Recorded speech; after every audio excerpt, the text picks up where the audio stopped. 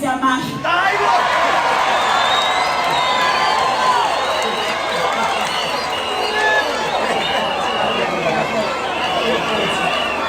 Ngiyangizwa ukuthi ngithini? Okusho ukuthi ngolesine ozayo siyamashi. Ngolesine ozayo siyamashi. Nangomunye futhi ulesine. Oza kuphela ngolesine.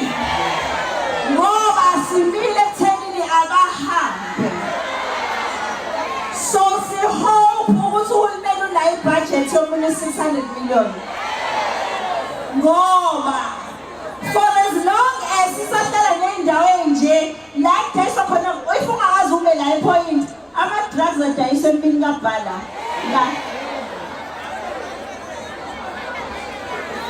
sisuke sesibuka la uyibonele nje nkosi yami mayidayisela ama-drugs ngazi ukuthi badayisa usweet namhlanje kuthiwa kunamaphara la ezweni kodwa uhulumeni angawaqeda amaphara mayethanda.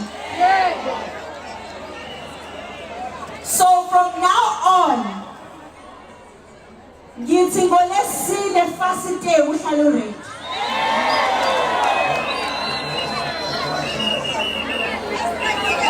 Ngasa nipo happy lapha emuva yini nifuna ukwenza njani? Anufuni. Nifuna ukungasha manje. Siyamasha nje manje. Angithi uhulumeni uthe sine-shutdown singanayo. Besinganayo sine-shutdown namhlanje. Kodwa-ke, makuhamba nje noma u-3 months silokhu simasha uhulumeni ungasiphenduli, izoba khona i-shutdown.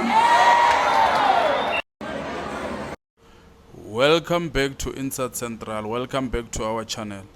Murangiri wa ntlawa wa March and March.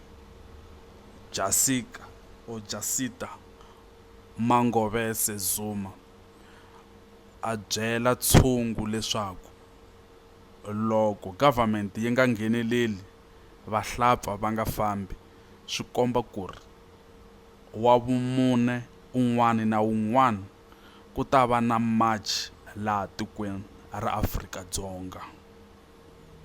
A kombisa leswaku government yi swi vitana shutdown and a ku se va shutdown loko va nga ngheneleli shutdown hi ta yi vona la tikweni ra Afrika-Dzonga. Tshungu u tsaka hi marito lama a ma vuriwa hi murhangeri wa ntlawa wa vona. Leswi swi vula yini na hi tiko ra Afrika-Dzonga? As mi swi vonini ku namuntlha leswi government yi nga swi vula ku namuntlha siku ri normal ku fana na masiku laman'wanyana a swi vanga tano. Hina hi nga huma atindlwini hi fambanyana hi koti ku vona ku siku ra namuntlha a ri fani na masiku laman'wanyana. Leswi swi komba yini na? Swi komba ku business economy ya tiko ra hina Afrika-Dzonga yi nga wa loko wa vumune un'wana na un'wana ko va hi ndlela leyi. Xana swi ta koteka kumbe government yi ta n'wi yimisa na? Hi ku ya hi president tolo loko va hlangana na varhangeri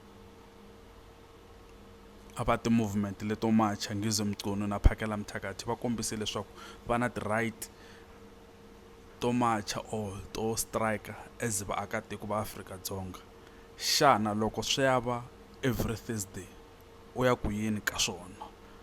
Kombela mi subscribe, mi like, mi comment, mi share. Danko.